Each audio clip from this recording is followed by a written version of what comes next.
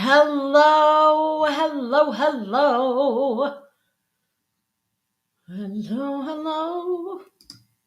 Hello. Is it me you're looking for? Mm-hmm. Hi. In a little better mood this week. First and foremost, thank you. Thank you so much. I felt so much love. I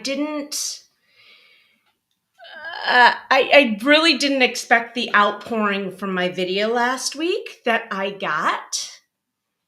Hello, I'm going to do the wave thing.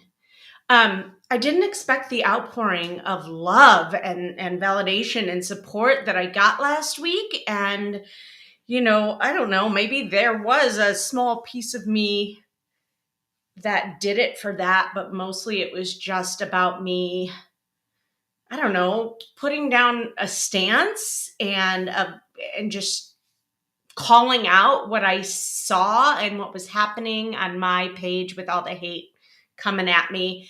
And I know I'm not alone. I know that there's haters everywhere, especially in the world of adoption. It comes with the territory, and I get it. But I just want to say thank you to all the people that reached out to me privately, in my messages, in the comments. Every single one of you means so much to me, and your words were really felt. So thank you. Thank you for seeing me. I really, really appreciate it. And this world is still a shit show that we live in right now. And especially, especially nothing. Just crazy shit happening in the world. And Christmas lights are out too. So I'm feeling that. And my first bout of Christmas cards, or holiday cards, I should say, because Christmas and Hanukkah I'm getting so far. And so I wanted to shout them out before I get into a lot of stuff that has come up this week in the world of adoption, which I will address in this episode of This Week in Adoption. So, first and foremost, my friends Henry, Oscar, and Jennifer, thank you. Oh my goodness, I think they're still living in Singapore, and I just love them to death. Friends from Chicago, single mama who adopted twice. I got a happy holidays card from my friends Josh, Jill, and Jackson. Thank you. Missing the picture a little this year, but I so appreciate being thought of. Old clients as well. And my good friend Rachel and her husband sent Hanukkah cards out. So nice. Old clients Lindsay, Chris, and Maddie, thank you. My friend from Cleveland, Janet, Howard, David, Liz, Lori, Dana, and Corey the dog, thank you. Happy holidays, happy Hanukkah. And from one of my favorite nonprofits, as I itch my nose, Gift of Adoption Fund, of which RG Adoption has a fund within the fund. So hopefully we have a great year in 2024 and we'll be able to grow that fund with them.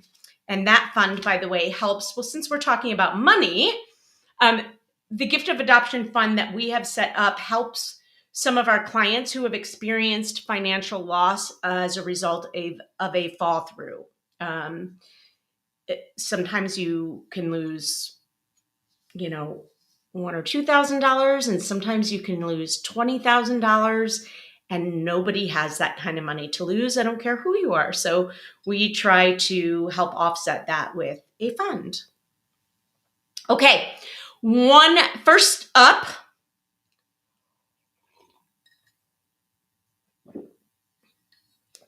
love this life. It's the only one we have, no matter what shit is going on in the world. First up, drug exposure. We've been getting a ton of calls lately about not being open to any drug exposure. And I want you to, if you are thinking about adoption, before you start making phone calls and talking to people about what you're open to and not, because a lot of times your criteria is going to determine whether or not somebody can work with you. I really want you to research drug exposure in adoption. It's very prevalent, especially opioids, especially with white women. Yes, somebody called me out and circled a piece of my book that I wrote. I'm going to just show you really quickly. The Adoption Roadmap. It's on Amazon, shameless plug, but there is a piece in here where I call out that white women, what I see is that there is a prevalence in opioid use in white women placing their child for adoption. And somebody circled it and said, "What the fuck is this? Seriously?" Yeah, I call it out. I want people to know. You should know when you are going in what you can expect. And if you are somebody expecting to adopt a white baby with no drug exposure, that's fine. You just need to know that you might not see it. So, and also opioid exposure, which is still the most prevalent, may not be as scary as you think it is. So I do want you to give that some time and effort into researching that. You can go follow on Instagram at the Adoption Doc. She is an expert on this stuff and will even do a consultation for you for not that much money. So she's great. We've had her speak to our community. My hands are getting dry. Okay, so there's that. So do your research first so that when you are calling places, you can be at least a little bit informed about what you're talking about so that we know if you would be a good fit or not. I'm always going to tell somebody that calls me that if that's what they're looking for, then I don't know if we will have success. The more open you are, the more people will accept you into their program to be matched, and the more chance you have to adopt. You also have to be true to yourself, but do the research. Okay, it might not be what you think. Okay, so there's that.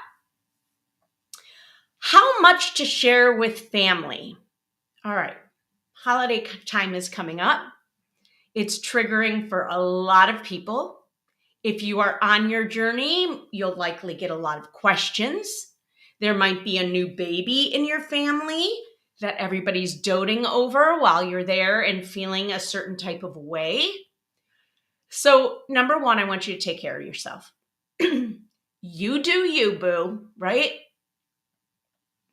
If that means you need to step out of the room, do it.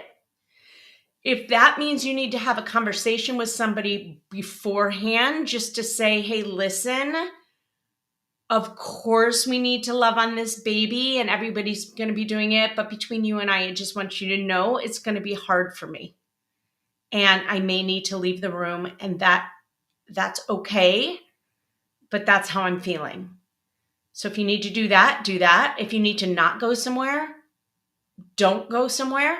And that's okay. Make up whatever excuse you need to make up. And also, if you're on your journey, people may ask you a lot of questions. You need to determine for yourself what you feel like sharing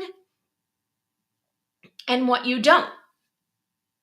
I'm just gonna plug my book one more time, because this may be, if you're just starting out on your journey, a great book to share with your family members. It walks you literally step by step through the adoption process, and would be a great thing for family to know so that they understand what the process is. And then you can decide whether or not to share. You might want to tell people, hey, listen, I promise if there's an update to share with you that I will, but the questions are overwhelming to me.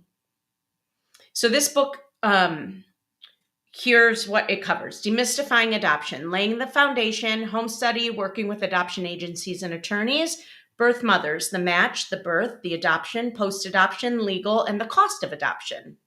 That's what comprises our step one with our private clients working through the adoption roadmap model.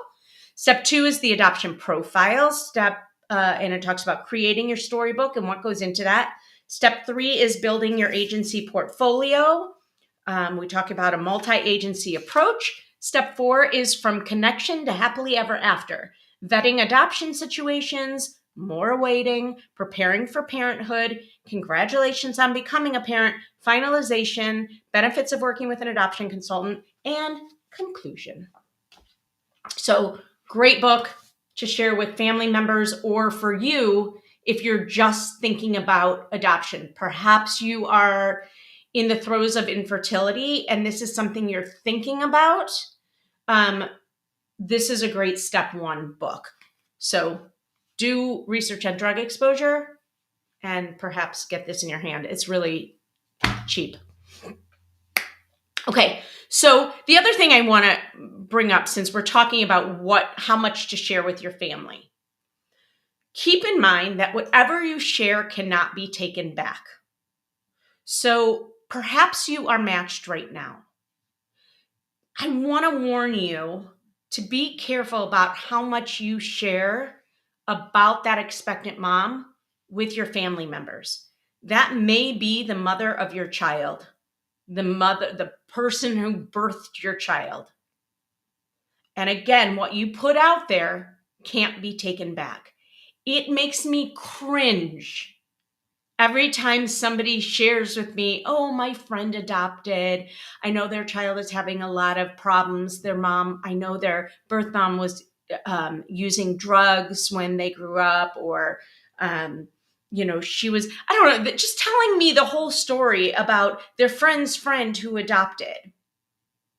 And I sit there wondering, why do you know all this? Why do you know all this?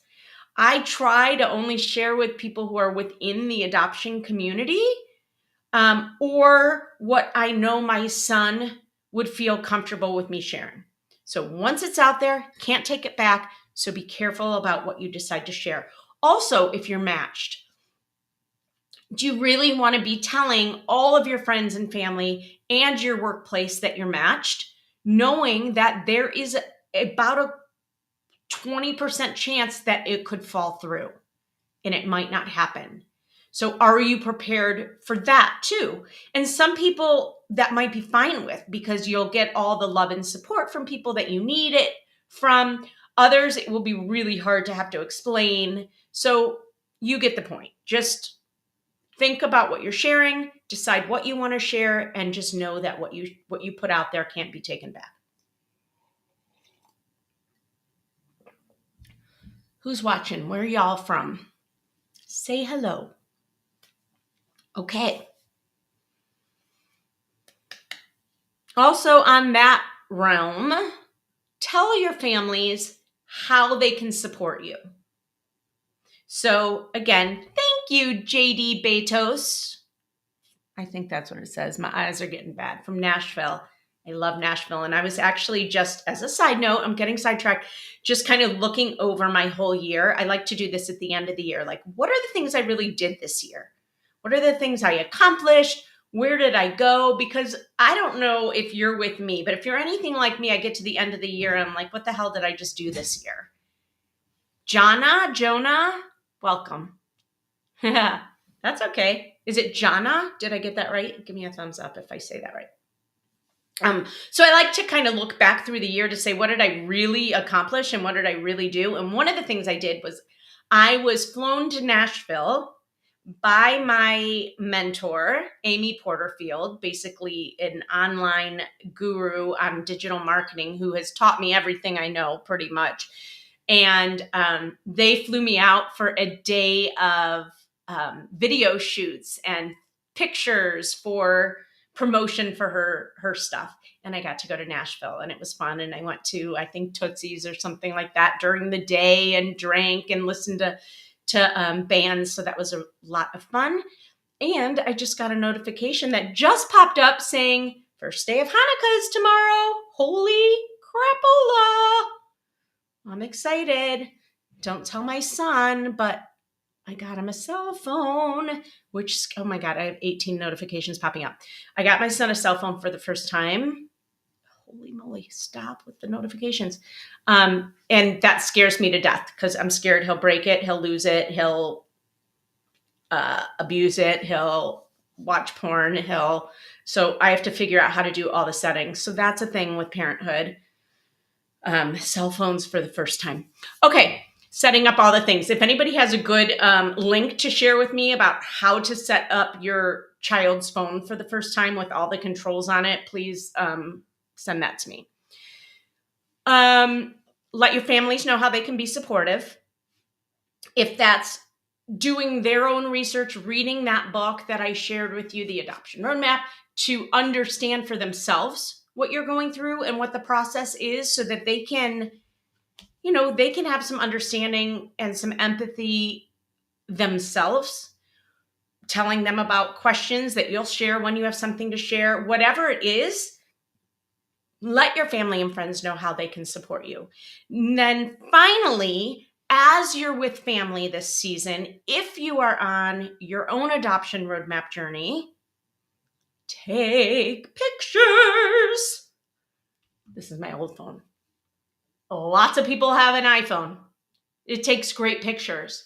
Take a crap load of pictures. You are going to need them. Take pictures of yourself alone. Take solo pictures of you, if you're married, your spouse, your children. Take family pictures, group pictures, but fun pictures, not all posy.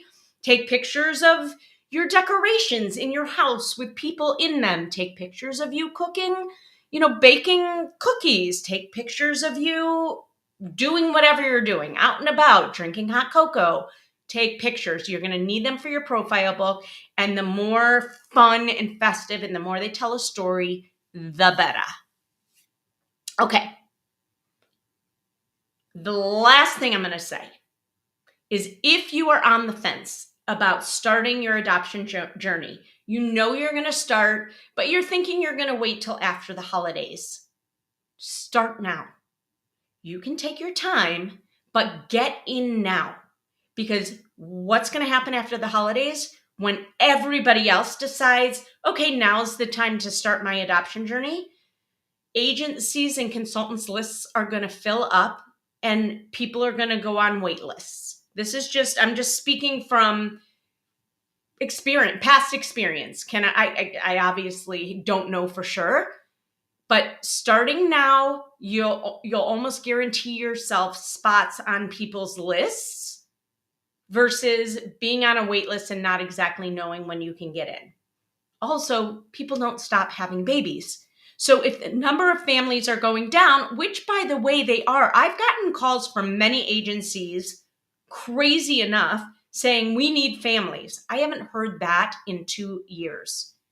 Come February, I guarantee they will not need families. So get in now, start that journey now. Give me a call now. Go to our website and click on schedule a consult. It's rgadoptionconsulting.com. We're just better together. I think it says hashtag RG Adoption Consulting. I'm just promoting all around. No shame. Anyways, thank you all. Thank you for being here. Thank you for the love and support last week. I really feel it and felt supported and loved. Thank you. I needed it so much. Right after that, I went on a weekend with my Momentum ladies. Shout out to them. These are the women that I went to Israel with last year and spent the last year learning and growing and just loving with them. So we had a little retreat at this beautiful house, a house filled with Jewish people in Amish country, filled with all sorts of Christmas decorations and Christmas trees. And I just loved every second of it. So I am recharged and refreshed at least as much as I can be right now during this holiday season, surrounded by really shitty world right now, but finding my peace and love and joy within the shit show. On that note, I'm going to wish you a happy weekend. Whatever you do, stay on your roadmap. And if you veer off, that's okay. Get back on it. Stay the course. Put your blinders on and do you. All right. Have a great weekend, everybody. Bye-bye.